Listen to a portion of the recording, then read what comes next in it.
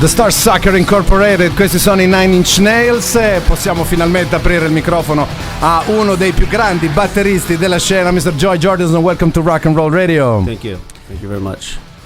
Hey Joy, I think you're one of the best drummer ever, not just in rock and roll. So thank you for being here. Yeah, no problem. So, but first of all, are you a drummer? Because you played in this record, you play even bass or guitar or something. Mm-hmm. So you started as a drummer or what? I started on guitar. Before I went to drums. Yeah. So how it comes off?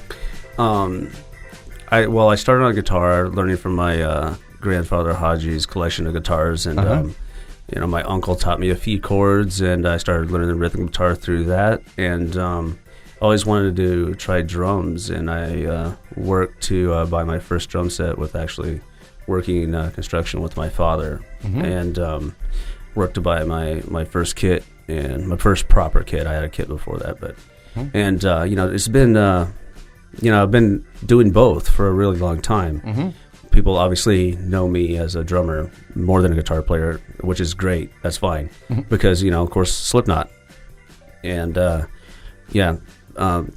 both they both serve like a different feeling. When I'm putting stuff down. So like when I was writing songs for this record, I didn't have a band all the way in place like I do now, and I handled the songwriting, but I did. The rhythm guitars and the bass as well.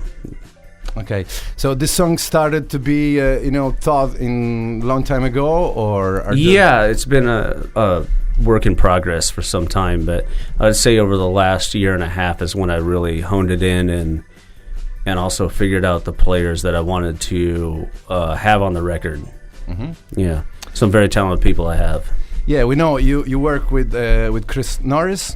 Chris Norris from Darkest Hour. Yeah, we know Chris Vrenna. We know Chris Vrenna from Yeah, we know Jen Simon from Strapping on Lead. Jen Simon Strapping on Lead. Yeah, so him and Chris, man, they're an amazing guitar team, and it was great to have them on the record. They did an amazing job. Vrenna he's like a whole different monster, man. Like his stuff that he comes up with is amazing. He's like a total alien.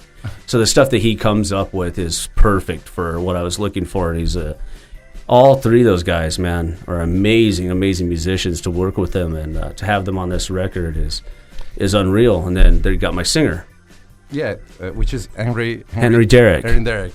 How did you choose him? I was actually auditioning a few people, and I've been looking around for a while for a person that I thought would be able to deliver these songs, and man, I was working with a bunch of people and nothing seemed to really fit, and then I got in touch with Henry through we both have a mutual friend in King from Gorgoroth, and he got me in touch with Henry, and I sent Henry like 5 songs, and he demoed them like really quick, like in a day and a half, and sent them back to me.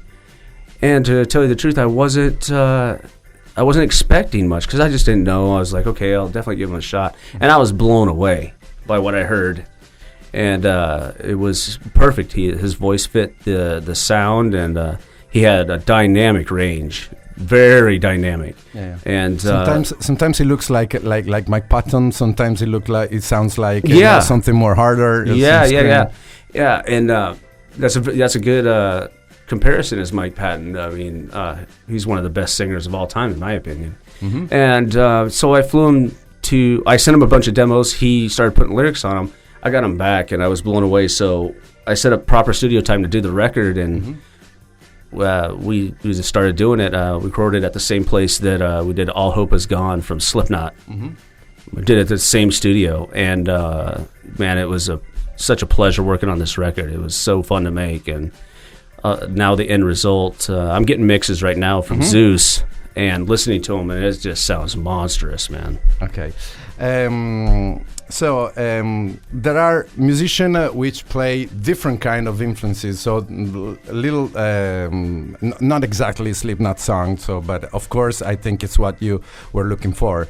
Is it true? So you're I already have that in Slipknot, and that's like there's no one else who can make up that sound. Everyone's so important in Slipknot. With this, you know, it was seeking out musicians that I've wanted to play with for a long time, and they're the ones that I knew would deliver their talent to this project and really make it something special. And they did that, man. It was like, listen back to it. Like I said, getting mixes now that, man, so it's just looking back on it, how it all came together and everything, and doing interviews now. And it's I think kids are going to be, anyone who listens to it, if you like our respective other bands, man, you'll love it. So, do you think that this is a kind of new wave or a new way of metal sound? I think so. It doesn't sound like anyone else, which is the best, you know. And the thing is, we didn't set out to try and be different or anything like that. We were just writing for us, really. And you know, we're just like writing stuff that we wanted to hear, and it turned into this whole new monster. And therefore, once it started, this guy would do this thing and this guy would do that, and then I'd look back and then I'd change stuff, and then Henry would change his vocals, and we kept pushing each other until it just came out better than we expected. So it was real fun to work on. But during the years, did you suggest something for guitar riffs or something to the Slipknot guys? Or? Oh yeah, I write a lot of guitar riffs in Slipknot. Okay. I write a good chunk of them. Oh, okay. Yep. So, but of course, you needed to do your own project. Yeah, well, Slipknot just has time off right now. We're doing big shows. You know, we got to make sure we stay out for our fans. Period. We got to play every year.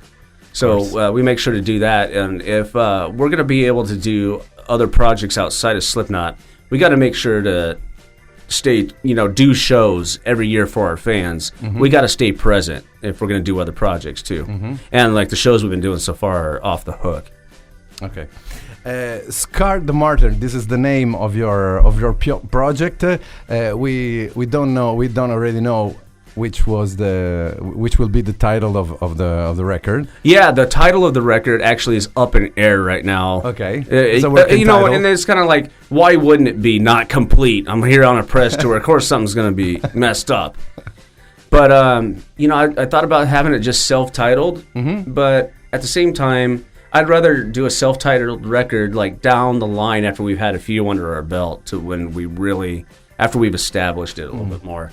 So I think, you know, I'm tossing around a couple titles tonight, but I've been asked this so much in the last couple days, I'm going to bust my ass on finding it like tonight or something, man. So it could just go out on the internet and just be done. Okay. But Scarred the Martyr, I think could be a good title even because it's, you know... Just self-titled, you mean? Yeah, I think it might have to be that way, actually, because, I mean, the name itself... is so strong. Say something. You know. Yes, yeah, exactly. It's like, better just dissect the name first or something. I don't know. We'll find out. But at least the name's out there, and we have a record coming out here in the fall. And so, it's killer. So you're going to finish this record, which will be out in September. Or is it October. October 1st. Is like the date now. It'll probably change like a week later, like October 8th or 9th or something. I don't know. Okay. But it's coming out in October. Okay, and of course, I think you'll be on tour to promote that. Yeah. We're looking at dates right now, so we're going to start touring like very soon, like you know, about a month or so. We'll be starting to go out on the road and open it up for someone established. And getting it out to kids and see what they think of it, man. But we're definitely going to be doing this hardcore for like over the next year. Okay. So can I ask you something about the future of Slipknot? Sure. Are you going to do something with other guys? Yeah. Of course, Slipknot's not going away. We're here for the long haul. Slipknot will outlast any of the other things that we do. I mean, Slipknot's the home. That's why we're out doing shows right now. Okay. We got to make sure, I mean, our fans want it. We can't just disappear for long periods of time. Like I said, if we're going to do other things, we got to make sure we play shows. But as far as material, everyone's got stuff. Okay. So it's just speaking for myself, I have like up to 15 songs, you know, but they're not Slipknot songs till everyone gets on it and we rearrange it and stuff like that. But I have stems of 15 songs that I've just done for just Slipknot.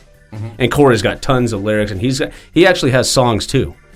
And Sean's always working on loops and stuff like that, and so is Craig, and Jim is always writing, and Mick's got stuff too. So it's gonna